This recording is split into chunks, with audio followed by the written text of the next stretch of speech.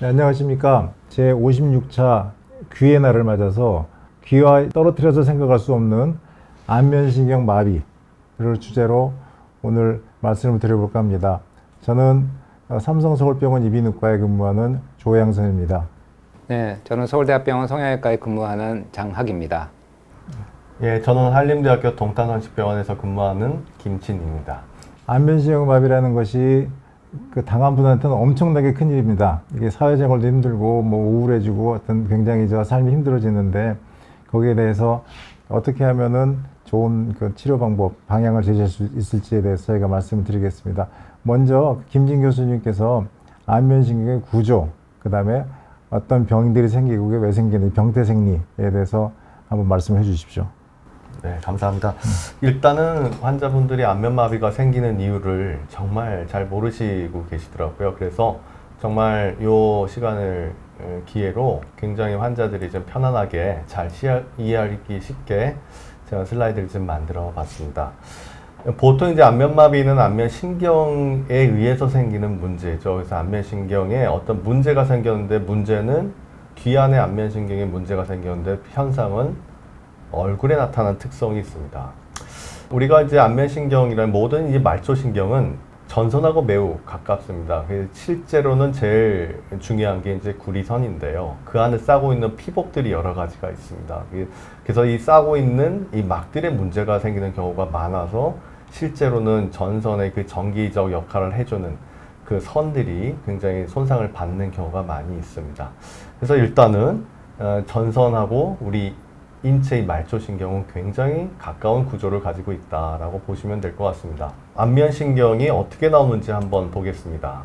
안면신경은 일단은 우리가 이제 대뇌부터 손에까지 다 연결이 되어 있고 감정이나 어떤 표현을 다 쓸 수 있고 뇌관에서부터 시작돼서 측도근 안으로 들어가면 어떤 달팽이거나 와울을 거친 다음에 고막의 옆에 지나가고 이제 이소골 옆을 지나가면서 그 다음에 이제 측두골을 빠져나오게 됩니다. 그래서 측두골을 빠져나오고 한 22개의 안면 근육에 이제 분포하면서 안면 근육을 지배하게 되겠죠.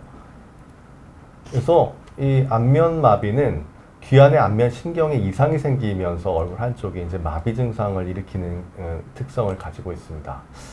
안면신경이 다른 부위에서는 병을 안 일으키는데 꼭 귀 안에 있는 안면신경이 문제가 생기는 경우입니다. 대표적으로 이제 벨마비는 안면신경이 급격하게 꺾이는 부분에 바이러스가 감염돼서 이렇게 염증하고 부종을 일으키면서 안면마비를 일으키는 게 굉장히 흔한 증상이고요. 대부분의 환자들이 그렇게 안면마비가 오기도 하고 또 귀 안에 이제 중이염이라든지 진주종이라든지 뜻하지 않은 양성 종양 등이 생길 수가 있고요.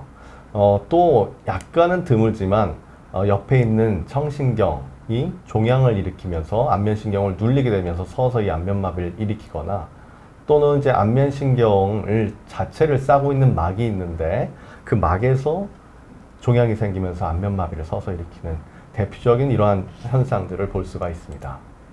그래서 안면신경은 이렇게 안면 근육에 22개 되는 근육에 분포되어 있고 각 얼굴에 분포하면서 얼굴을 지배하게 되고 있습니다. 그래서 주요 원인은 여태까지 밝혀진 바에 의하면 귀 안에 있는 안면신경이 바이러스에 의해서 감염되면서 안면신경의 염증과 부종을 일으키는 게 대부분의 병태 생리로 알려져 있죠. 그래서 우리가 보통 이 바이러스가 두 가지가 있습니다. 헤르페스 바이러스랑 대상포진 바이러스. 헤르페스 바이러스는 약간 좀 침투력이 강하지 않기 때문에 회복력이 매우 좋은 이 벨마비 양상을 띠고 있고 대상포진 바이러스는 이 귀에 수포나 다른 증상들을 일으키면서 굉장히 강한 침투력이 있기 때문에 대상포진 바이러스는 예후가 좋지 않는 특성을 가지고 있습니다. 그래서 실제로 우리가 귀 안에 수술하다 보면은 우리가 감압술이라는 걸 하게 되는데 실제로는 안면신경이 염증하고 심하게 부어있는 현상을 볼 수가 있습니다. 그래서 우리가 벨마비는 주로 이제 바이러스성이지만 대부분의 또 다른 경우에서는 혈관이 또 문제가 생기거나 당뇨가 있거나 혈관 이상이거나 또 임신성인 거 할 때는 벨마비가 많이 일으키고요. 조스터에 의해서 바이러스 생기는 경우에는 대상포진만 일으키는 특성을 가지고 있습니다. 간혹가다 대상포진에 의한 배당포진 바이러스에 의해서 이성 대상포진이 생기지만 포진이 없는 경우도 있기 때문에 주의를 요하고 있고요. 그래서 대부분 바이러스가 그러니까 벨마비에 생기기 전에 맛이 이상이 생기다든지 또 눈물이 마른다든지 또 귀에 통증이 있는 게 이 안면신경이 여러 군데 분포하고 있기 때문입니다. 눈물샘이나 혀, 또 이제 코에 이제 다른 침샘이나 어떤 눈물이나 어떤 맛을 자극하는데 어떤 신경에 분포 생기기 때문에 다른 동반 증상이 나타나는 것이 안면마비라는 특징이 되겠습니다. 여기까지 설명을 드렸습니다. 그래서 이제 아까 말씀하셨다시피 이 이제 여러 가지 원인이 있지만 그래 대부분이 차지하고 있는 것이 이 벨마비 또는 이제 그 저 이성 대상포진 람세이 헌트 증후군이라는 것이죠. 이런 것도 이게 약 70% 정도를 차지하는데요. 전체 그 안면신경 마비 중에서요. 근데 그래서 이 70%를 차지하는 이 벨마비, 그러니까 바이러스성 그 마비에 대해 가지고 말씀을 한번 드려보겠습니다. 근데 벨마비는 기본적으로 바이러스가 안면신경을 붓게 만드는 것이거든요. 어떤 뭐 대단한 어떤 뭐 외상을 주거나 그런 게 아니고요. 그래가지고 자연 경과가 저 보시다시피 이제 같은 분이 2번 연구를 하셨는데 보면은 똑같아요.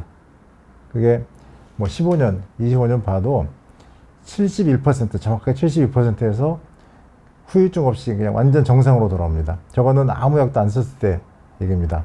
그리고 한 13% 경미한 후유증, 4%는 심각한 후유증. 그게 이제 비슷비슷합니다. 맨 마지막 거 보시면은 안면 구축. 이거는 이제 좀 심각한 어떤 후유증이 남는 것이죠.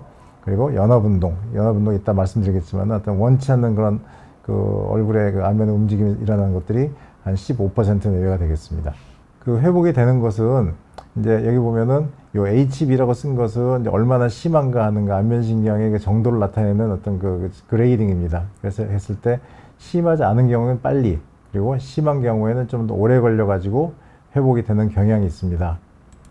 후유증을 피하기 위해 가지고, 그러니까 가만 놔둬도 72%는 좋아지지만은 심한 경우에는 후유증이 났습니다.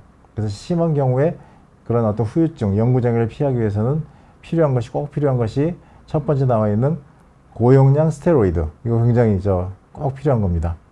그리고 조기에 항바이러스 제제를 쓸 수 있고 또 재활치료도 할 수 있고, 정말 심한 경우에는 수술적으로 해가지고 정말 퉁퉁 부은 안면신경을 뼈로부터 이렇게 좀 해방을 시켜주는, 뼈를 좀 이렇게 열어줘가지고 그런 수술을 할 수도 있습니다. 그래서 다시 말씀드리면은 고용량 스테로이드가 상당히 중요한데 이게 초기라는 말이 굉장히 중요합니다. 그리고 이제 귀 안에 다른 그 원인이 있는지 물론 봐야 되고요. 감압술을 아주 심한 경우에 할 수도 있습니다. 그리고 적극적인 안면 재활 치료가 필요하고, 그 다음에 이제 나중에 말씀드리겠지만은 안면 구축을 유발시킬 수 있는 치료들은 이제 쓸데없는 치료, 그리고 혹시 해가 될 수 있는 치료는 하면 안 되겠습니다. 그래서 조기 스테로이드가 중요한 이유는 이 안면신경 마비가 생기고 나서 신경이 이제 변성, 그러니까 죽어가는 그게 쭉 생깁니다. 그러니까 한번 마비가 생기면은요, 그게 한 3일부터 한 3주까지 지속이 되는데, 이것이 이제 시작하기 전에, 그러니까 3일부터 시작하기 때문에 그 전에 신경의 염증과 부종을 줄이면은 영구적 변성이 시작되는 것을 방지할 수도 있고 줄일 수도 있고 그렇습니다. 그러니까 항염증 작용입니다. 그래서 이런 그 여러 가지 연구들이 되는데 다 72시간 이내 약물 치료해가지고 완전 회복률이 스테로이드 쓴 것과 안 쓴 것이 훨씬 좋더라. 이런 그 아주 대단히 연구들이, 그것도 굉장히 그 좋은 디자인의 연구들이 많이 되어 있습니다. 그리고 완전 마비가 온 심한 환자들에게서는 항바이러스 제제도 효과가 있다라는 그런 연구들이 있습니다. 근데요, 이게 이제 옛날에 한 뭐 20년 더 된 전에 대한이과학회에서 우리나라 안면신경 마비 환자들 한번 이렇게 서베이를 해봤더니 그 회복률이, 그러니까 약을 썼어도요, 회복률이 70%가 안 돼요. 아까 그 연구에서는 아무것도 안 해도 71%가 좋아졌잖아요. 근데 어쨌든 뭐 다 더해도 70%가 안 됐습니다. 근데 아까 그 연구에서는 71%였고요. 그리고 또 이제 2000년 정도에 스테로이드를 썼더니 그 사람들의 회복률은 88%, 90%가 다 됐습니다. 요게 20%가 차이 나는데요.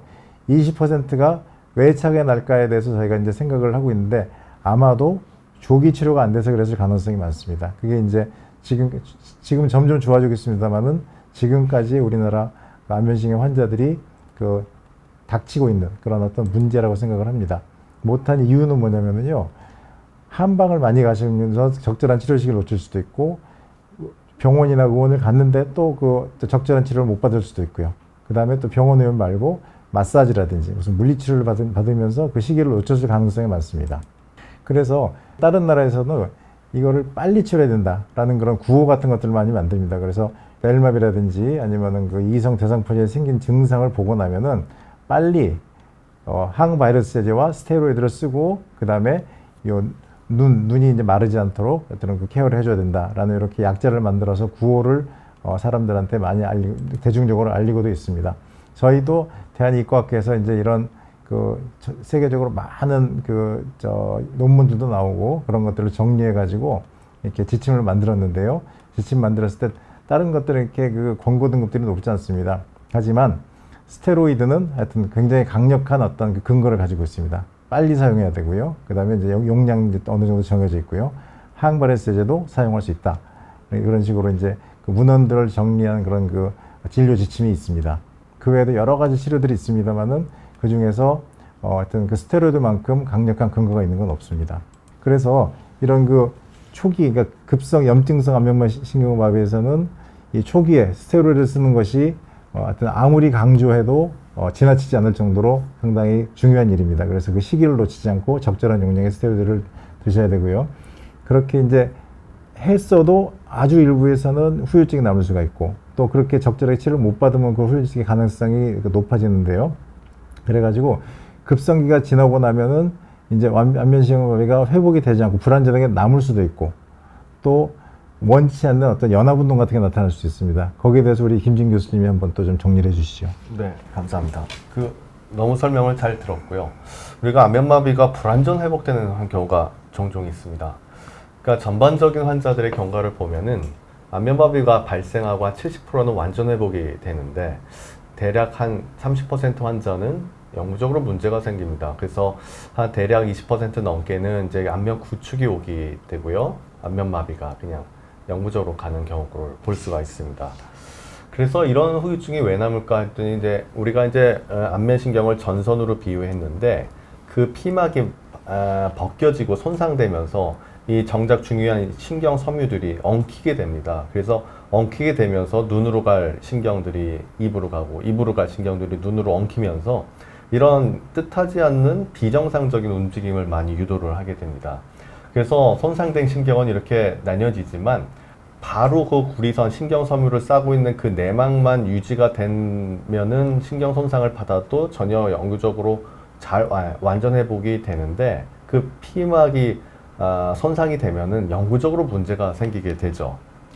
그래서 이런 안면 후유증이 생겨버린 환자들이 도대체 이제 당황을 해서 이제 저희가 이제 경험상 봤을 때 이 후유증이 나는 사람들이 어떤 치료를 받는지 봤더니 안면마비에 검증되지 않는 어떤 녹는 실리프팅을 통해서 안면 처짐을 일시적으로 좋아지게 개선을 시키려고 많이들 하더라고요. 근데 그런 것들이 오히려 안면 근육의 손상과 구축을 많이 유발해서 나중에 치료하기가 굉장히 어려울 때가 많고, 두 번째는 조기에 너무 전류를 심하게 재활치료를 한다고 하면서 전류를 통하게 하면은 오히려 안면신경이 비정상적인 신경이 재생되면서 구축이 심하게 오는 현상이 볼 수가 있고요. 또 세 번째는 귀에 종양내막 중이염, 침생종양 여러 종양들을 모르고 있었는데 나중에 알고 보니까 이제 발견되는 경우가 종종 있고요. 또 안면마비 원인이 그냥 혈액순환 장애로 판단해서 혈액순환의 모든 걸 다 어떤 그 판단을 해서 거기에 대한 치료에 집중하는 경우, 또 선천성 안면마비인데 이런 거를 당연히 수술을 받아서 재건수를 해야 되는데 이런 비수술적으로 치료한다고 과장 광고에 이제 혹해가지고 하는 경우를 많이 봤습니다.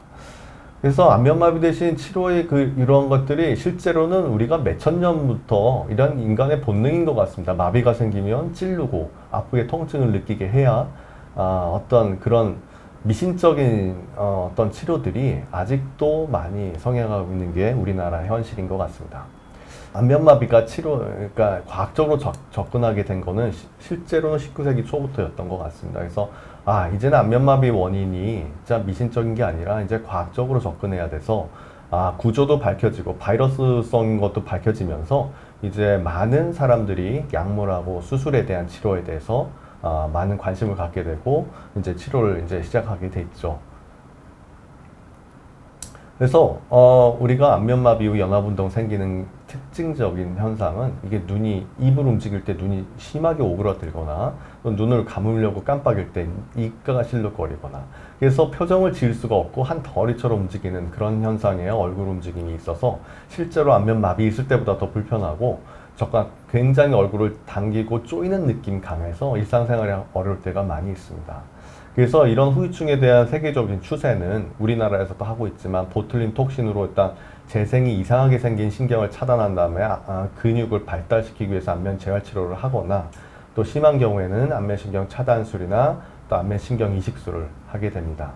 그래서 보통 이제 보톡스를 하고 그러니까 도수 치료를 하면은 얼굴이 많이 좋아지는 것을 우리가 많이 볼 수가 있고요. 실제로도 이제 신경이 이상 있는 부분을 차단해서 훨씬 더 이러한 신경들은 실제로는 필요가 없고 더 쪼임만 현상하기 때문에 이런 신경들을 차단하는 것이 환자분들한테 이후에도 좋고 웃는 모습도 신경 차단술 이후에는 훨씬 좋은 모습을 볼 수가 있습니다.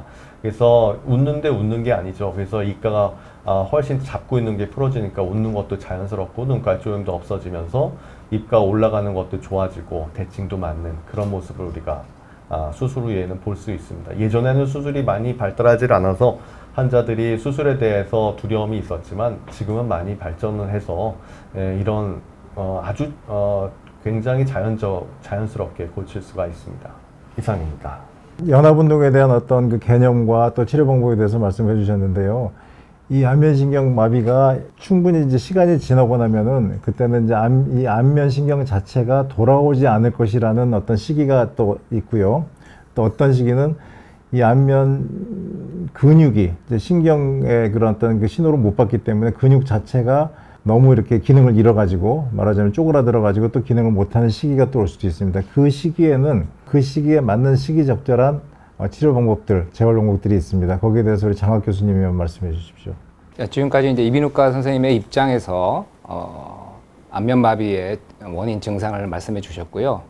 저는 그 안면마비가 나왔고 다 낫지 않았을 때 변형이 생긴 거에 대한 수술적 치료에 대해서 설명을 드리겠습니다. 간단한 표가 있는데요. 이 시기별로 나눈 것은 마비가 되고 나서 이 시간에 따라서 적절한 치료가 필요하다는 뜻입니다. 그래서 6개월 이내라고 썼지만 이게 조기겠죠. 이때는 물론 여기 이제 문합술이라고 써 있는 거는 아까 말씀드린 그 벨마비 같은 바이러스성이 아니고 안면신경이 수술이나 외상 때문에 절단돼서 끊어졌을 때는 물론 신경은 바로 이어줘야 되겠죠. 그런 거는 이제 바로 하는 게 좋을 것 같고요. 그렇지 않고 신경이 끊어지진 않았지만 안면마비의 증상이 있을 때는 신경이 손상됐다고 생각이 돼요. 이 지금의 신경으로는 얼굴을 움직일 수가 없다고 생각이 되면 저희 생각에 또 다른 신경을 또 끌어올 수가 있습니다. 안면신경, 그러니까 신경은 이제 전선으로 비유할 수가 있는데요. 다른 신경을 써서 지금 움직이지 않는 얼굴의 근육을 움직이자 하는 시도가 이제 신경 전이술이라는 것입니다. 그래서 좀 이따 슬라이드를 또 다시 보여드리겠지만 이 치료는 물론 조기에도 중요하고요. 마지막 칸에 있는 2년이라는 시기를 기점으로 해서 그 2년이 되기 전까지라는 중요한 시기가 있습니다. 이 전까지는 신경 전이술을 써서 안 움직였던 근육을 다시 움직이게 할 수가 있습니다. 하지만 2년이라는 시간이 지나면 그동안 근육을 안 썼기 때문에 설사 2년 뒤에 전기가 다시 통해서 자극이 오더라도 근육은 움직이지 않게 됩니다. 그래서 2년 전에 할 수 있는 것들은 이렇게 신경을 다른 곳에서 신경을 넣어줘서 안 움직이는 근육을 움직이게 한다면 안면마비의 개선을 꾀할 수 있기 때문에 대략 2년 정도를 기점으로 해서 우리가 신경 전이술을 시도해서 움직이지 않는 얼굴을 움직이게 합니다. 2년이 지난 후부터는 이제는 그 얼굴에는 지금 있는 근육에 신경을 넣어주어도 근육이 움직이지 않기 때문에 다른 곳에서 근육을 떼와서 이식을 하거나 또 근처에 있는 근육을 쓰거나 아니면 근육을 쓰지 않고 얼굴에 생긴 특히 눈이나 입 근처에 많은 변형이 생기는데 그거에 대한 성형수술을 함으로써 환자분의 고통을 줄일 수가 있습니다. 신경전이술은 간단히 보시면 이 얼굴에 노랗게 그린 것은 이제 얼굴의 양쪽에 안면신경이 그려진 것이고요. 이 분은 이 그림에서는 오른쪽이 이제 마비가 된 것입니다. 이 파랗게 그린 선은 신경을 전이를 하기 위해서 케이블처럼 신경을 연결한 거죠.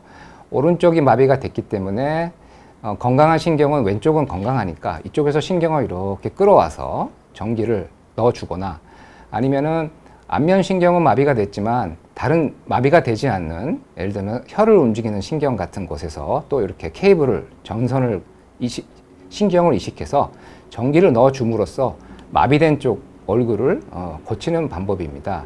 이 환자분도 오른쪽은 이렇게 얼굴의 표정이 지어지지만 왼쪽이 마비가 된 상황인데 여기에 신경을 또 따로 넣어줌으로써 이렇게 왼쪽도 이렇게 개선된 걸 볼 수가 있습니다.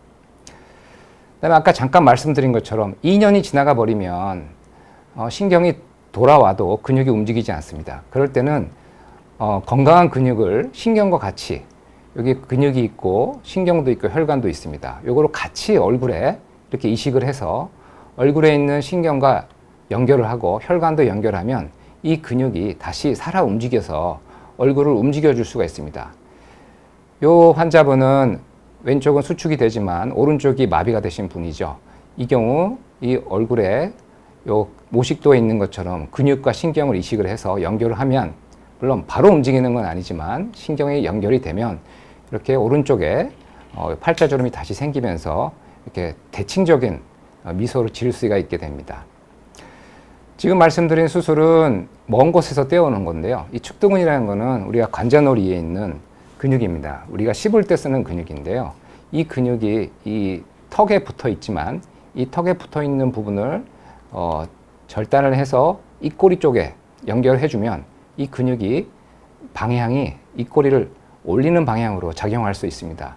이분도 오른쪽이 마비가 돼서 이렇게 미소를 지으면 왼쪽으로 이렇게 입이 딸려가죠. 이거를 딸려가지 않도록 이 축두근이라는 걸 이전을 하면 물론 좌우 대칭이 아주 똑같지는 않지만 이렇게 잡아당겨주는 액션을 할 수 있어서 대칭이나 또 침이 흐르거나 음식을 흘리는 것들을 예방할 수가 있습니다. 또 마비가 됐을 때 여러 가지 얼굴에 문제가 생기는 것 중에 눈썹과 눈에 대한 증상이 많습니다. 이 전두근이라는 눈썹을 올리는 근육도 마비가 되기 때문에 점점 눈썹이 내려오게 됩니다. 그래서 이 환자분은 왼쪽에 비해서 오른쪽 눈썹이 많이 내려와서 눈꺼풀이 눈을 덮는 이런 불편함이 생기고 표정도 비대칭이기 때문에 이런 경우는 눈썹 위를 절개해서 필요한 만큼 피부를 잘라내서 다시 꼬매면 이렇게 눈썹으로 올라갈 수 있어서 미용적으로 대칭을 볼 수가 있습니다.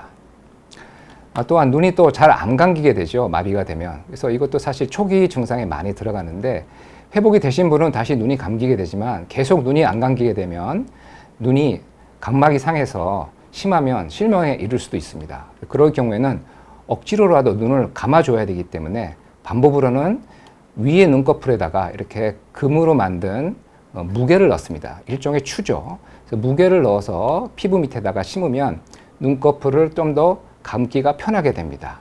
처음에는 이만큼 감기지 않았던 것이 거의 감을 수 있게 도와줄 수 있는 거죠. 그거는 이제 위 눈꺼풀에 대한 성형 수술이고요.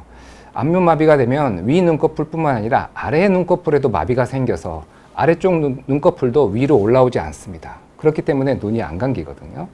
그런 경우는 아래 눈꺼풀도 여러 가지 방법을 써서 잡아당긴다든지 또 짧게 한다든지 해서 이렇게 처져 있는 아크가 직선이 돼서 눈을 더 잘 감을 수 있도록 하안검 성형 수술을 하기도 합니다. 네, 이상 재검 방법에 대해서 간단히 말씀드렸습니다. 이렇게 안면신경 마비에 이제 다양한 원인으로 생기고 그것이 급성기에 이렇게 또 치료가 필요한 경우들이 있고요. 그 다음에 어느 정도 시간이 지나서도 이렇게 시기적절한 치료 방법들이 있습니다. 안면신경을 이렇게 그 치료를 하면서 안면신경의 회복을 기다리거나 또는 어떤 적극적인 치료를 해가지고 적극적인 치료의 결과를 기다리는 도중에 그 안면 마비의 어떤 증상들을 도와줄 수 있는 그런 재활 치료들도 많이 있습니다. 그 재활 치료에 대해서 우리 이제 김진 교수님이 좀 소개를 시켜 주십시오. 네, 그 안면마비 환자를 위해서는 재활 치료도 수술만큼 굉장히 중요한 것 같습니다. 안면 재활 치료는 일단은 제일 효과적인 거는 사람 손으로 자꾸 안면 근육을 스트레칭 위주로 하는 게 제일 효과적으로 알려져 있고, 자기가 학습 받은 대로 따라하거나 표정이 어떤 하지 말아야 될 부분을 이제 학습을 하면서 얼굴을 좋게 만드는 방법이 되겠습니다. 그래서 안면 재활 치료는 초기부터 적극적으로 해야 되는 이유가, 앞으로 환자분들이 얼굴이 안면 마비가 있는 상태로만 있는 게 아니라 조금씩 변하게 되거든요. 그래서 앞으로 내 얼굴이 어떻게 변할 것이다라는 걸 미리 인지해서 그 어떤 과도한 움직임을 피하는 것이 가장 좋은 방법이고요. 그 다음에 항상 그 얼굴 근육이 뻣뻣하게 굳어 있는 부분을 이완을 시켜줌으로써 그 안면 근육은 이완시키면서 좀 더 힘이 생기는 그런 근육의 특성이 가지고 있습니다. 그래서 그런 이완을 시키는 방법이 있고, 그 다음에 연합운동이나 어떤 그런 현상이 있을 때는 절대 전기 자극을 하면 더 심해지거든요. 이건 많은 연구에서도 이게 밝혀져 있어서 안면 재활 치료할 때는 전기 자극을 좀 가급적 피하는 것이 좋고, 혼자 스스로 할 수 있는 엑서사이즈를 환자분이 익혀서 하는 것이 좋을 것 같고, 연합운동이 내가 뜻하지 않게 다른 부위가 움직인다면 빨리 디텍션 해가지고 일에 대해서 해결할 수 있는 그런 데를 찾아가서 해결할 수 있는 게 좋을 것 같습니다. 그래서 우리가 해봤더니 조기부터 안면마비 초기부터 우리가 재활치료를 했더니 눈가 연합운동이 많이 억제된 거를 우리가 볼 수 있었고요. 실제로 늦게 시작한 사람들보다 일찍 시작한 사람들이 시작하면 동시에 이제 자기가 얼굴이 어떻게 변할지를 알고 학습을 하고 교육을 받으니까 연합운동에 대한 인식이 가지게 되면서 연합운동이 많이 주는 거를 우리가 볼 수가 있었습니다. 그래서 대략 이제 우리가 이제 안면마비에 대해서 도수 치료를 잠깐 살펴보겠습니다. 이제 뭐 이비인후과나 성형외과에서 하는 건 아니고 재활의학과에서 주로 이제 물리치료사분들이 하는 건데요. 제가 대신해서 이제 영상을 좀 보여드리겠습니다. 그래서 이제 이 표정을 지으면서 이 도수치료사들이 이 사람의 얼굴 문제가 뭔지를 이제 파악을 해야겠죠. 이가에 올리거나 할 때. 그래서 당신은 어떠한 연합운동이 현상이 생길 가능성이 있으니까 이러이러한 움직임을, 과도한 움직임을 피하라고 이제 학습을 받습니다. 그 다음에 학습을 받은 다음에는 부분적으로 환자분들 얼굴의 근육량이나 골격이나 안면마비 양상이 다 다르기 때문에 그 근육의 특히나 좀 부족한 부분에 대해서 셀렉티브하게 선택적으로 스트레칭을 많이, 어떤 사람들은 눈이 더 안 감기고 어떤 사람은 잘 이가가 안 올라가고 좀 부분적으로 좀 정도의 차이가 있거든요.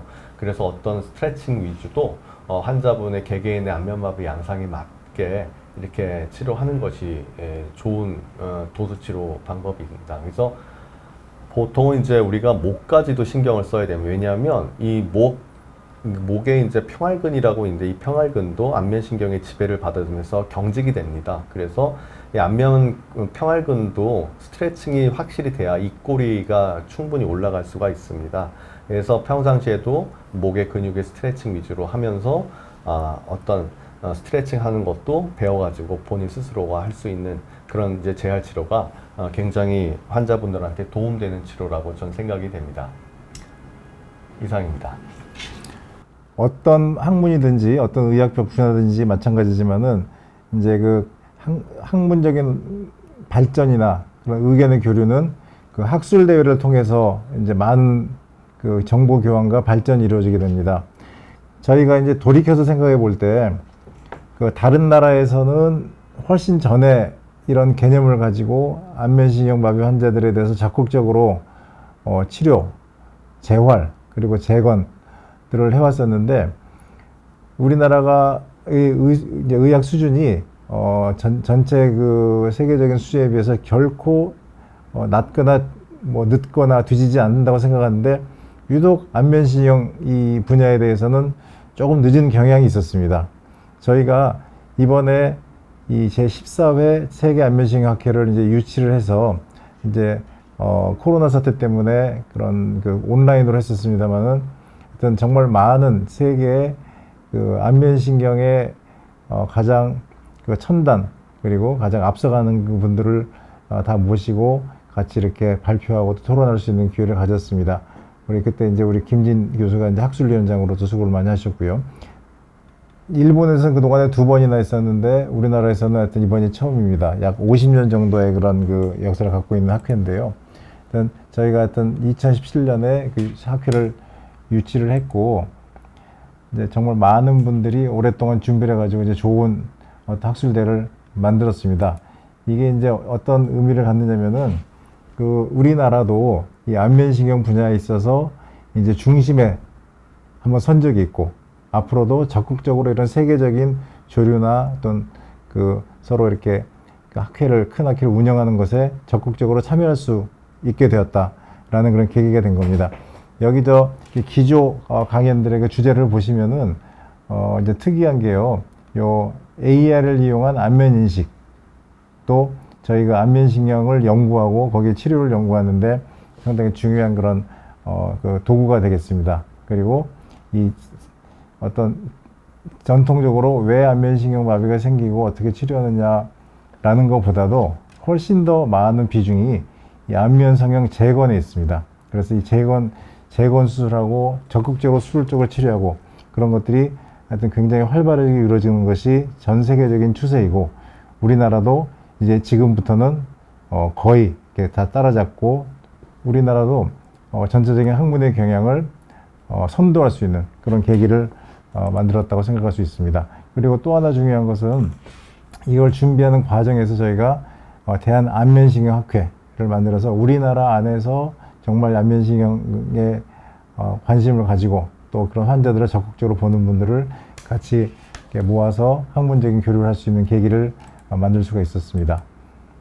그래서 이 학술대를 통해 가지고 안면신경 관련 최신 지견이 물론 정리가 되고 정말 새로운 그리고 참신한 그런 그 토론들이 많이 이루어졌었고요. 이걸 말씀드렸다시피 우리나라 대한안면신경학회가 설립이 되었고, 그리고 이런 과정을 거치면서 우리나라에 있는 많은 안면신경 환자들의 진료 및 또 치료 결과에 정말 좋은 영향을 많이 끼쳤다고 생각을 합니다. 지금까지 이제 안면신경 마비의 어떤 해부, 그다음에 병태생리, 그다음에 여러 가지 질병이라든지 치료 그 과정, 그런 것들을 개괄적으로 보았습니다. 이 과정에서 이제 말씀드리지 못한 또 몇 가지 또 빠진 점이 있겠죠. 그래서 거기에 대해서 저희가 또 한번 빠진 게 있는지 서로 질문하고 또 서로 토론을 한번 해보겠습니다. 보통 이제 환자분들이 궁금해하는 질문 몇 가지를 좀 선정을 해봤습니다. 그러니까 안면마비 환자가 도대체 몇 명이나 발생하고 되게 흔한 병인지 드문 병인지 그걸 알고 싶어하는 분들이 굉장히 많고, 그 다음에 이제 방금 설명 들었다시피 스테로이드나 처방이 중요한데 그럼 치료 시기에 따라서 어떤 적절한 게 있는지도 이제 설명을 드렸고, 그 다음에 이제 우리가 과연 안면마비라는 병이 치료가 굉장히 여러 가지가 있습니다. 우리나라에 알려진 여러 가지 치료 방법이 있는데 항상 물어보죠. 이 치료 받아도 되는지 안 되는지 여러 질문들이 있습니다. 그 중에 몇 가지 좀 제가 선정을 해서 좀 저희가 이제 뽑아봤는데요. 일단은 발병률에 대해서 많이 궁금해 하시는 것 같습니다. 그래서 발병률이 어떻게 되고 우리나라에서 얼마나 발생하는지 선생님 어떻게 생각하시나요? 우리나라에서 안면마비 환자들이 꽤 많죠, 그래도. 우리나라의 통계가 전세적으로 이렇게 지금까지 발표된 거랑 많이 다르지 않다는 것을 이제 확인할 수 있는 몇 가지 연구들도 있습니다. 하여튼 이 안면마비가 생긴 분들 안에서 보면은 이 표에 있듯이요, 벨마비와 대상포진 합치면 한 70% 정도가 됩니다. 그리고 나머지 외상, 종양, 감염 그런 것들이 이제 나머지 30%를 이제 나눠서 차지를 하고 있습니다. 근데 이거를 이제 인구 10만 명당, 그러니까 우리나라 인구가 이제 5천만 명이잖아요. 그러니까 이제 여기다가 500을 곱하면 되는데요. 1년에 그러니까 10만 명당 벨마비는 한 25명이 생깁니다. 그리고 다른 어떤 감염, 또 종양, 외상 이런 것들은 4명, 6명 이 정도에서 10만 명당 생깁니다. 그래서 하여튼 벨마비가 하여튼 압도적으로 많은 그 부분을 차지하고 있습니다. 그리고 국민 건강 영양조사라는 것을 해가지고 많은 병들의 또 유병률들을 한번 저희가 선출한 그런 조사 및 연구가 있었는데요. 안면마비를 보니까 하여튼 약 2만 5천 명 정도를 했을 때 0.12%입니다. 그러니까 이 안면마비를 갖고 사시는 분들은 그렇게 많지는 않으세요. 0.12%고, 그 다음에 하지만 이제 저 숫자하고 안면마비를 알았다가 좋아진 분들, 이런 숫자가 훨씬 많겠죠. 하지만 이제 저거는 그 당시 서베이를 할 때 안면마비를 갖고 계신 그런 분의 비율이고요. 연세가 많을수록 안면마비가 이제 많이 가 있었고, 여성에서 좀 많았고, 뭐 콜레스테롤이나 뇌졸중의 병력이 있으면 많았고, 이건 이제 저희가 금방 이렇게 당연하다고 생각할 수 있을 것 같습니다. 그리고 이제 그분들의 어떤 삶의 질에 대해서 보니까는 이분들이 삶의 질은 물론 떨어지고요. 우울증이 동반이 되고 일상 활동의 제약을 명백하게 동반을 합니다. 그래서 하여튼 안면신경 마비는 개인의 삶에 지대한 영향을 끼치게 되겠습니다. 네, 그 안면마비 환자가 의외로 굉장히 많다는 것을 알게 됐습니다. 그래서 안면마비 환자가 시기별로 난 어떤 치료를 받고 좋을까? 혹시 안면마비가 벨마비가 아니라 갑자기 뭐 수술 받다가 부득이하게 안면마비가 안면신경이 손상받기도 하고 또는 이제 잘리기도 하고 사고 때문에, 그럼 난 과연 이거를 대체로 기다려야 될까 말아야 될까, 그런 고민이 많이 빠진 사람들이 있습니다. 그래가지고 이제 보통 우리가 권유하는 시기는 1년으로 보고 있습니다. 그래서 확실히 안면신경의 어떤 그 신경 유지가 된다면은 1년 뒤까지, 1년까지 기다려보다가 안 되면은 이제 신경 이식술을 하는 걸 권하고 싶고요. 그 전에 삶이 너무 1년 동안 기다리는 그 과정에 너무 힘들다. 그러면 이제 작은 수술들, 아까 성형외과 장학 교수님께서 얘기하신 상안검, 하안검 수술, 마이너 수술 정도는 할 수 있고, 보톡스나 이런 정도를 하면서 지내면서 1년이 지나도 돌아오지 않는다면 신경 이식술이나 안면신경 문합술이라든지 그런 거를 좀 치안술이라든지 그런 걸 시행할 수 있는 것 같습니다.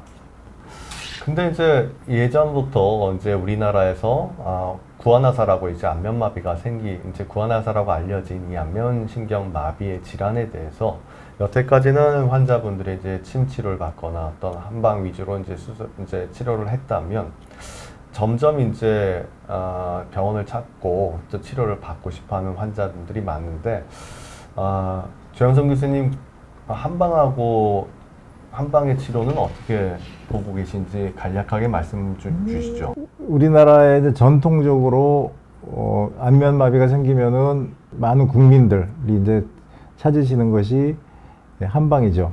그래서 그거는 우리나라의 어떤 문화적인 그런 결과이고, 또 많은 사람들이 이렇게 믿고 있는 것입니다. 근데 저 그래프에서 이제 보이듯이요, 이 한방을 치료를 받는 분들이 2000년부터 해가지고 2020년까지의 그 보험공단 데이터인데, 이렇게 차이가 많이 나다가 최근에는 두 개가 이렇게 거의 비슷해졌습니다. 그래서 이제 그만큼 또 이제 의학적인 어떤 치료를 구하는 분들도 서서히 늘고 있다는 것이고요. 여자분들이 조금 더 이 한의를 많이 찾는 경향이 있었고, 나이별로는 하여튼 40대에서 60대 이 정도에서 이제 그 한방을 이제 많이 찾는 것으로 조사가 되었습니다.